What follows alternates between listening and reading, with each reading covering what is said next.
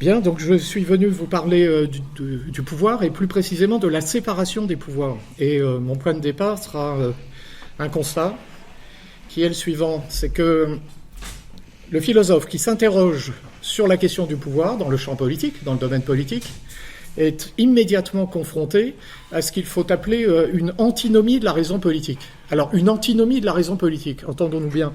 Une antinomie, c'est l'opposition de deux thèses. Il y a une antinomie lorsqu'on est confronté à deux thèses qui s'opposent terme à terme. Alors, pour que vous perceviez bien cette antinomie, le plus simple, évidemment, c'est que je la formule, et je vais vous donner simplement à chaque fois un élément de réflexion constitutif de l'un des termes de l'antinomie. Et on va voir apparaître effectivement une vraie opposition, et même peut-être même une sorte de boucle pour l'esprit qui fait qu'on a du mal à en sortir. Alors, je m'explique. Regardez, au premier abord, penser la politique, c'est penser le rapport de la société à l'État, mais c'est immédiatement avoir à l'esprit cette idée selon laquelle une société sans État est invivable. Et c'est être confronté immédiatement au sentiment ou à l'idée selon laquelle la société livrée elle-même n'est au fond qu'un pur chaos. Cette représentation dérivant du fait que nous pensons un peu spontanément qu'un être humain obéit à des passions, que ces passions sont couramment destructrices, et que si les êtres humains sont livrés à eux-mêmes dans un ordre social non organisé par l'État, alors le chaos règne, la violence, ce que Hobbes appelle l'état de guerre. Je viens de décrire là ce qui ressemblerait à la situation d'un groupe social qui ignorerait la situation politique. Bien. Donc, la thèse, en fait, est la suivante, le point de départ de la réflexion. C'est qu'on a besoin d'un État pour que la société soit viable. Autrement dit, c'est pas la société contre l'État, c'est l'État contre la société. Parce que si on laisse la société livrée à elle-même, c'est le chaos. Et donc il faut un État pour battre en brèche les passions individuelles et produire l'harmonie sociale, c'est-à-dire la paix, c'est-à-dire, pour dire les choses simplement, la sécurité. Mais si on raisonne comme ça, évidemment, puisque le point de départ de la réflexion consiste à soutenir que l'ordre social n'est pas un ordre, sinon par le nom, mais qu'il n'est qu'un pur chaos parce que les hommes sont livrés aux passions, si l'on soutient ça, on soutient qu'il faut un État à la puissance absolue pour battre en brèche ces passions. Absolue. Attention, non pas tyrannique. Ne confondons pas la représentation d'un État au pouvoir absolu avec une tyrannie, puisque dans une tyrannie, ce qui règne, c'est le pur rapport de force, d'une manière telle que dans une tyrannie, il n'y a pas de sécurité. Donc je ne suis pas venu ici pour établir avec vous que la tyrannie était condamnable. Parce que le jour où j'aurai besoin de philosopher pour établir avec des personnes que la tyrannie est condamnable, ça signifiera qu'il y a vraiment le feu idéologique. La tyrannie, c'est le problème politique. Donc en aucun cas, elle ne peut constituer la solution du problème politique. Quelle est la sécurité dans une tyrannie? Qui est en sécurité? Personne. Pas même le tyran. D'ailleurs, il faudrait qu'il se méfie. Il croit qu'il a le pouvoir. Tant que les peuples croient qu'il a le pouvoir. Mais ça peut se retourner à tout moment. Donc, la thèse ne valorise pas ici un pouvoir tyrannique. La thèse soutient que la société a besoin d'un pouvoir absolu. Alors, le terme absolu ici, pour bien le comprendre, il faudrait peut-être le traduire en ce terme-là. Absolu, c'est-à-dire irrésistible. Voilà. Il faut que l'État détienne une puissance irrésistible pour battre en brèche les passions individuelles et faire de la société une totalité harmonieuse. Bon. Donc ça, c'est la thèse. Ça, c'est la thèse. Et là, c'est logique. Si on devait d'ailleurs l'illustrer, cette thèse, par le moyen d'une image ou d'une métaphore, il faudrait ici avoir en tête l'image d'une âme. Parce qu'une âme, si elle existe, possède une unité. Vous voyez, une âme, si elle existe, par définition, elle n'est pas spatiale. Elle ne se divise pas dans l'espace. Donc elle possède une unité. Et pourtant, une âme qui possède une unité est capable à la fois d'intellection, de pensée conceptuelle, et d'imagination, de représentation par image. Et bien de la même manière, un État qui possède une unité, cet État-là est gouverné par un souverain dont la puissance est indivisible. Indivisible, comme une âme. Donc de même que l'âme est capable d'intellection et d'imagination, le souverain serait capable de pouvoir législatif et de pouvoir exécutif. Donc la séparation des pouvoirs est à bannir. Voilà la thèse. Si la société est invivable en raison des passions, ce qui peut permettre à la société d'être vivable, c'est un pouvoir irrésistible, c'est-à-dire une négation de la séparation des pouvoirs. Thèse. Difficulté. Tout repose ici sur l'idée selon laquelle, pour qu'il y ait sécurité, il faut abolir toutes les libertés.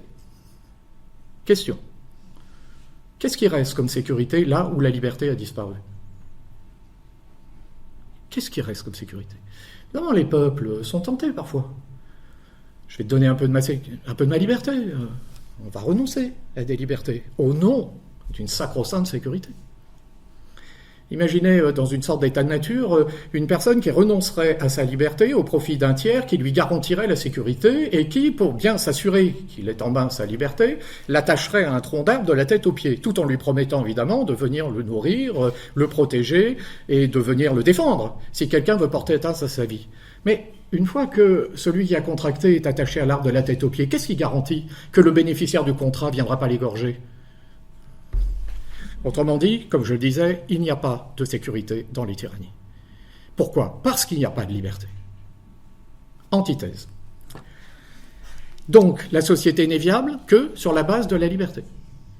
Par conséquent, un État légitime est un État qui garantit la liberté à chacun, liberté dont vous notez ici quel est le fondement de l'État, c'est-à-dire non pas le résultat de l'État, mais ce sur quoi il repose. Il existerait donc des droits pré-politiques. C'est-à-dire les droits de l'homme. Les droits de l'homme, attachés à la nature de l'homme, et non pas dérivés d'une quelconque convention qui déciderait que ceci est un droit et que ceci ne l'est pas. Donc, si l'État juste garantit les libertés de chacun, alors ce même État qui garantit les libertés représente immédiatement une menace à l'égard des libertés. Il faut donc qu'au pouvoir qu'il représente s'opposent immédiatement d'autres pouvoirs. La séparation des pouvoirs s'impose. L'exécutif doit être limité par le législatif et réciproquement. Le législatif par l'exécutif et réciproquement. Mais qu'est-ce qui garantit que le législatif ou l'exécutif ne s'égareront pas? Il faut donc que le peuple lui-même représente un pouvoir capable de battre en brèche tel ou tel pouvoir. On pensera au pouvoir de la presse, ou on pensera à la Constitution américaine, issue directement de la philosophie de John Locke, et qui inscrit comme premier amendement la liberté d'expression et comme deuxième amendement les armes. Parce que moi je veux bien que la société puisse s'opposer à l'État.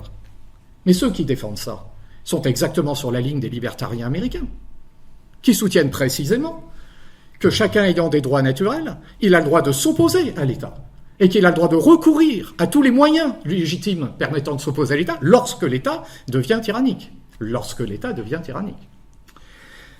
Antithèse. Ce qui fait un État légitime, c'est un État dont la structure est telle que les pouvoirs sont opposés les uns aux autres. Tout à l'heure, je prenais pour illustrer l'image de l'État au pouvoir absolu, l'image d'une âme indivisible mais possédant deux facultés, l'intellection et l'imagination. Ici, il faut prendre une autre image. L'image ici est celle d'un corps physique constitué de forces antagonistes, de corps physiques stabilisés par des forces antagonistes, par des poids et des contrepoids. Poids, contrepoids. Et d'ailleurs, vous remarquez, c'est assez amusant, c'est que la philosophie de Hobbes, réputée plutôt matérialiste, plutôt empirisme, alors au sens où on l'entend sur le continent, c'est-à-dire dans un sens plutôt négatif, cette philosophie a pour modèle l'âme. Alors que la philosophie libérale, plutôt du point de vue du continent, renvoyée à des idéaux religieux, elle s'enracine dans une image qui est plutôt celle de mécanisme. Poids contre poids. Antithèse. Il n'y a pas d'État légitime sans liberté garantie par une séparation des pouvoirs. Difficulté. D'accord, mais encore faut-il que la liberté soit déjà là. Nous raisonnons depuis tout à l'heure comme si la liberté était un droit pré-politique déjà là, et comme si l'État avait pour fonction de garantir l'exercice d'une liberté déjà là. Mais dans la société, la liberté n'est pas, ça se saurait. Ce qui règne dans la société, ce sont les rapports de force. Ce qui règne dans la société, c'est l'illusion de liberté, lorsqu'on croit qu'on est libre. Mais la réalité de l'inégalité, de la violence sociale, etc. Retour à la tête. Il nous faut donc un pouvoir absolu, capable de battre en brèche les passions individuelles. mais nous perdons la liberté. Retour à la thèse. Et vous avez vu, c'est une boucle. Ça s'appelle une antinomie. L'antinomie de la raison politique. La thèse nous ramène à l'antithèse qui nous ramène à la thèse. Alors je pourrais m'arrêter là et ce serait un très beau moment de philosophie puisque vous l'avez remarqué, en fait je ne sais faire que ça. Je suis venu vous parler philosophiquement en mobilisant des concepts philosophiques puisqu'on peut parler de la société autrement que philosophiquement. On peut parler de l'État autrement que philosophiquement. C'est-à-dire autrement que par le moyen d'un problème. Or, l'antinomie, telle que je viens de vous la proposer, constitue un problème. Et il n'y a pas de philosophie sans l'élaboration d'un problème. Mais philosopher, c'est élaborer des problèmes, certes, mais c'est malgré tout chercher à résoudre les problèmes. Chercher. Le philosophe garde toujours l'idée, le précepte socratique, connais-toi toi-même, puisque vous avez remarqué que c'est de l'homme dont on parle, mais il a aussi en tête ce moment socratique et la conscience de son ignorance. Moi, je sais que je ne sais pas. Mais malgré tout, on peut peut-être tenter la résolution de l'antinomie. Regardez bien. Si je me tourne du côté du contrat social, lorsque Rousseau écrit cet ouvrage, il nous propose une résolution de l'antinomie. Je vous livre la thèse centrale. Dans l'état juste, la loi émane de la volonté du peuple. Et plus précisément, elle émane de la volonté générale. Et plus précisément encore, elle émane de la volonté générale, c'est-à-dire de ce qu'il y a d'universalisable dans la volonté de chaque citoyen. La volonté générale, ce n'est pas la majorité. Ce n'est même pas l'unanimité. On a vu des chasses aux sorcières avec des villages. Vous savez, la chasse aux sorcières, ça venait pas d'en haut, ça venait d'en bas. Des villages. Et c'était les villages eux-mêmes qui tout à coup perdaient la raison. Et à l'unanimité, tout le monde jetait la sorcière au feu. Donc la volonté générale, c'est même pas l'unanimité. La volonté générale, c'est la mise, c'est ce qui, plutôt, justifie une loi qui vaut en droit pour tous. En l'occurrence là, qui vaut aussi en droit pour la sorcière, pour reprendre cet exemple-là. Le feu, ça vaut pas pour elle. Donc la volonté générale, c'est ce qu'il y a d'universalisable dans la volonté de chacun. Alors raisonnons à la manière du géomètre. Gardons en tête l'inscription de l'Académie de Platon, que nul d'entre ici n'est géomètre. Essayons de penser géométriquement. Je ne vais pas vous fournir clé en main une solution au problème politique, mais un principe. Pensons-le à la manière du géomètre. Imaginons, concevons une société qui soit telle que chacun, en obéissant à la loi, n'obéisse en fait qu'à lui-même, puisque la loi émane de la volonté générale, c'est-à-dire de ce qu'il y a d'universalisable dans la volonté de chacun. Imaginons par hypothèse, donc, que chacun dans cette cité idéale n'obéisse qu'à lui-même en obéissant à la loi. Vous observez alors qu'immédiatement, par la loi, sa sécurité est garantie. Vous observez aussi que cette loi émanant de la volonté générale, sa puissance doit être absolue, c'est-à-dire irrésistible. Vérité de la thèse. Mais vous observez en même temps que l'obéissance à cette loi est telle que chacun n'obéit en fait qu'à lui-même, et donc est libre. Vérité de l'antithèse. La solution de l'antinomie réside donc dans une conception républicaine de la démocratie telle que chacun dans le corps politique participe à l'exercice de la souveraineté. Car alors chacun, en obéissant à la loi, n'obéit qu'à lui-même, la loi garantit la sécurité, mais la même loi institue la liberté. Première image, celle de la thèse. Ce qui permettait de penser l'État, c'était l'image de l'âme. D'une âme qui possède une faculté d'intellection et une faculté d'imagination. D'ailleurs, je ne prends pas l'image au hasard. Intellection, concept universel. Imagination, image particulier. Législatif, universel. Exécutif, application au cas particulier. Chacun à sa place. Chez Hobbes, il faut que tout le monde soit ensemble, puisque tout le monde, c'est un. Il n'y a pas de séparation des pouvoirs. C'était l'âme. Dans le système libéral que j'évoquais avec vous, l'image qui s'imposait était celle d'un corps physique, équilibré par la rencontre de forces contradictoires et concomitantes. Vous voyez, poids contre poids. Et donc l'image était celle du corps, d'une mécanique. À présent, nous disons que dans l'état juste, la loi est telle que chacun n'obéissant à la loi n'obéisse en fait qu'à lui-même. Autrement dit, l'état juste est un corps politique qui possède une âme, la volonté générale. Une âme qui est capable de mettre en mouvement le corps, c'est-à-dire la société. Simplement, cette âme, pour mettre en mouvement le corps, a besoin d'un point de contact entre l'âme et le corps, c'est-à-dire d'une force capable de mettre en mouvement la société. Cette force, c'est le pouvoir exécutif. Il faut donc, que les pouvoirs soient séparés, vérité de la thèse. L'exécutif n'est pas le législatif. L'exécutif est constitué d'un gouvernement composé de ministres. Ministre, étymologiquement, ça veut dire serviteur. Donc le ministre est au service de la volonté générale. Séparation des pouvoirs. Mais c'est la volonté générale, le souverain. L'exécutif doit donc être subordonné au législatif. Et donc la séparation des pouvoirs n'est pas une opposition de poids et de contrepoids. La séparation des pouvoirs est une subordination de l'exécutif au législatif, d'une manière telle que ces deux pouvoirs soient à la fois séparés et d'une manière telle que le second, l'exécutif, soit totalement dépendant du premier, c'est-à-dire du législatif, c'est-à-dire de la volonté du peuple. Donc, la solution de l'antinomie réside bien dans une unité, vérité de la thèse, unité de la souveraineté, vérité de la thèse, mais dans le même temps, dans une séparation des pouvoirs, vérité de l'antithèse. Et le modèle que nous retenons n'est pas celui d'une âme désincarnée, ni celui d'un corps sans âme, mais celui d'une union de l'âme et du corps. C'est-à-dire que le modèle, c'est l'homme, l'être humain, la personne humaine. La République est un corps politique, mais par corps politique, il ne faut pas entendre une espèce de mécanique livrée à la nature. Par corps politique, il faut entendre l'ancrage dans le monde d'une âme, c'est-à-dire d'une volonté, c'est-à-dire d'une subjectivité. L'âme de la République. Voilà ce que Rousseau nous dit. La République possède un moi. La République, c'est un sujet, un être de raison. Donc, sur cette base-là, et sur la base d'une possible solution de l'antinomie de la raison politique, nous en venons à ce précepte. Bon, la cité idéale n'est peut-être pas à notre portée.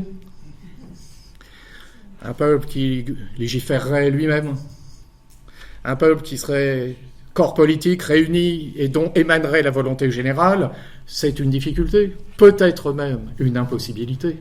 En tous les cas, le principe énoncé par le contrat social nous invite à soutenir que la République idéale est un corps, non pas le corps livré à la nature, mais le corps comme le corps d'une personne. Et ça nous permet d'en dériver un précepte. Nos politiques devraient avoir à l'esprit que la République est un corps vivant, conscient, et qu'un corps vivant et conscient, c'est mortel. Donc avant de faire des réformes, comme ça, parce qu'on a une bonne idée, et parce qu'on est convaincu que tous ceux qui ont précédé se sont trompés, on devrait avoir plutôt en tête l'image du bon médecin. Et on comprend pourquoi Platon, Machiavel et Rousseau mettent en avant la figure du médecin pour penser la politique. Parce qu'un bon médecin, lui, quand il se tourne vers le corps et qu'il prétend apporter quelque chose au corps, il en prend soin. Donc, un bon gouvernant, puisque nous ne sommes pas dans l'idéal, qui hérite d'institutions, saura, sinon faire des réformes extraordinaires, en tout cas, toujours prendre soin de la République. Et je vous remercie de votre attention.